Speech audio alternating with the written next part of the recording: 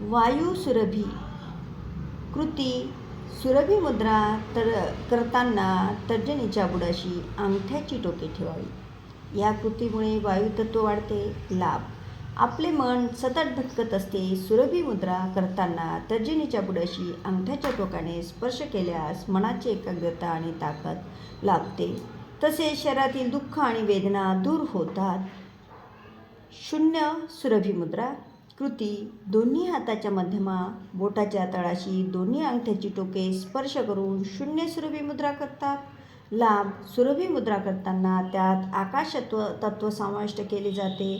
त्यामुळे मनशांतीचा लाभ होतो. या मुद्रेचा सतत सराव केल्यास दिव्यनाद श्रवण करण्यास मदत होते.